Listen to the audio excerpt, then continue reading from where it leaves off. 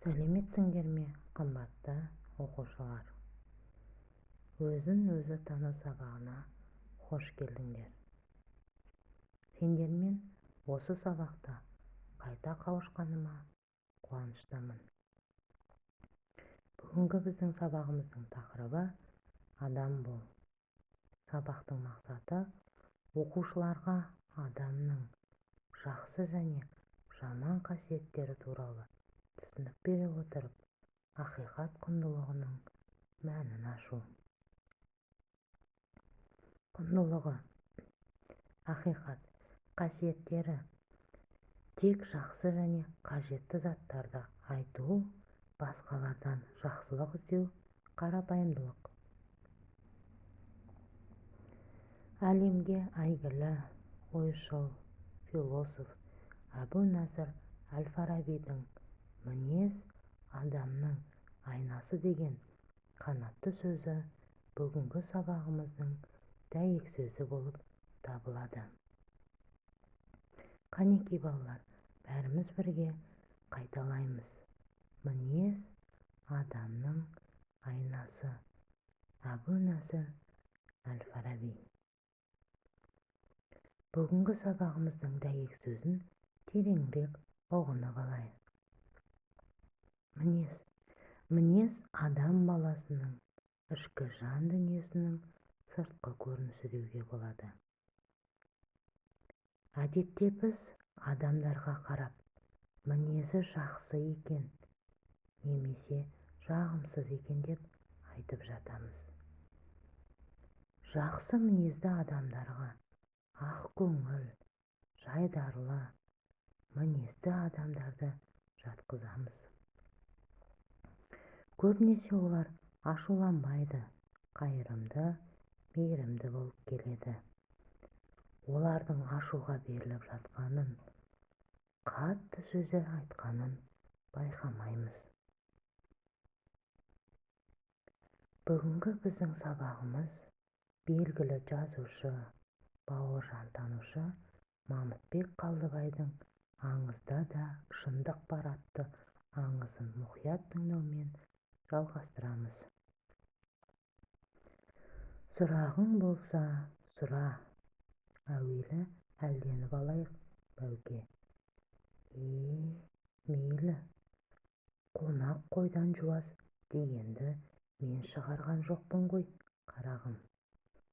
тез қимылдап, ортаға журнал столын қойып, дастархан жайдым. бағаналы бері бәукеңнің сөзін бөлуге батпай қипақтап жүрген жұбайым енді еркін қимылға көшті. қазақша ет асқан едік, бірақ бәукең оған бір ретте қолын салмады. тамақтан мына қазыдан алыңызшы дегенде маған көзін аларта қарап, әй қарағым, алдыңа ас қойдым, екі қолыңды бос қойдым дегенің қайда? мен жегім келсе, сен алыңыз демесең де жеймін ғой, тәбетім шаппай отыр деді жақтырмай. келгелі бері жөндеп нәр татқан жоқсыз, бұл ағзаңызға зиян ғой.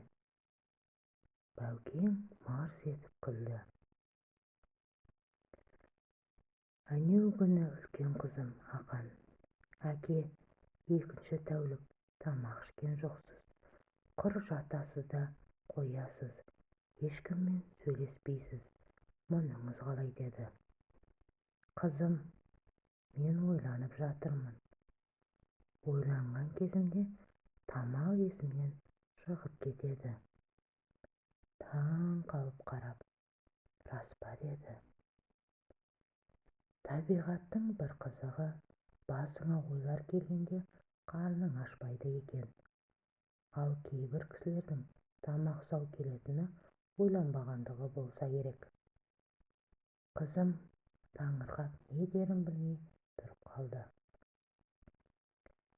қарын ашпаудың себебі қызым күллі ағзаны ой билеп кетеді екен.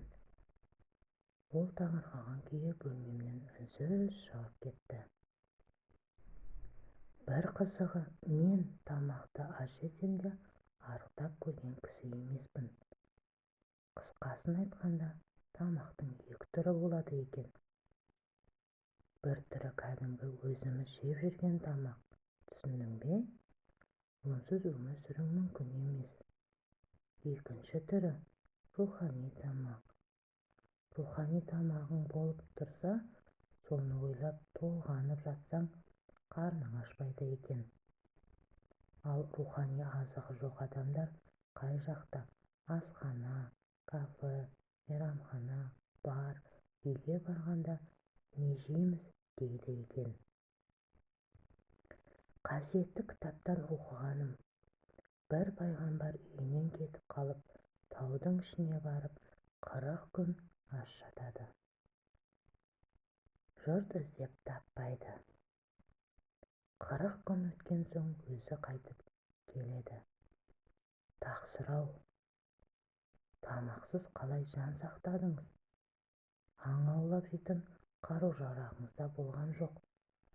Қалайша аштан өлмедіңіз дейді жұрт. Мен 40 күн ойланып жаттым. Ойланған кісі аш бола ма? Не деп отырсыңдар деп тастапты.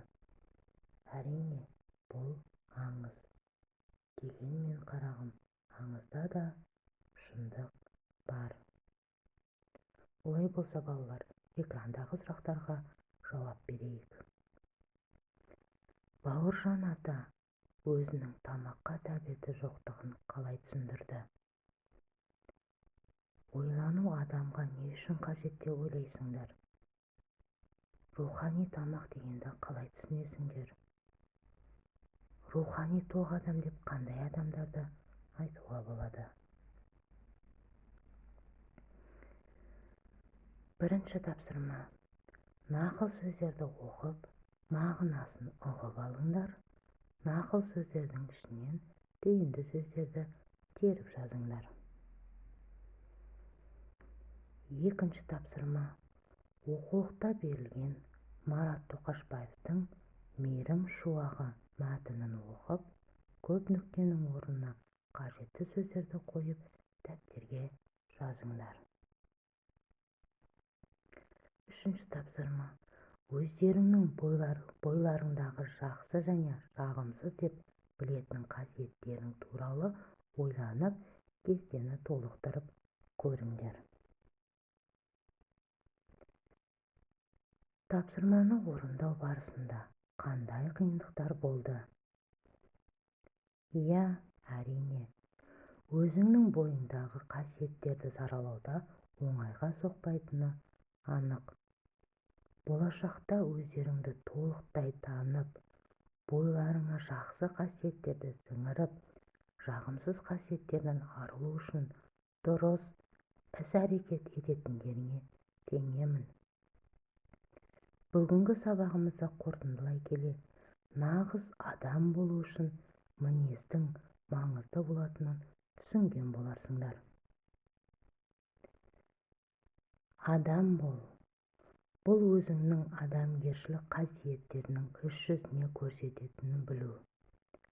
Адамның адамдық оның іс-әрекетінің басқа адамдармен қарым-қатынасынан байқалады. Басқа адамдарға қайырымды, мейірімді болу, қол ұшын созу, жәрдем беру нағыз адамның ісі. Өзің үшін, өзгелер үшін, қоршаған ортаң үшін, әлем үшін сезімталдық таныту, жауапкершілікті сезіну, әділ болу адамдық парызы. Адам бол, ол жағымды ойлау, бәрін жақсы көру, мінезіңді жақсарту, жақсылық жасау дегенді білдіреді. Әр адам күнделікті өзінің ойына, сөзіне, ісіне есеп беру отыру керек. Сендер еліміздің болашағысыңдар, сондықтан өздеріңнің бойларыңа, сөздеріңе, істеріңе әрдайым есеп беріп, жақсылық жасайды деген ойдамын.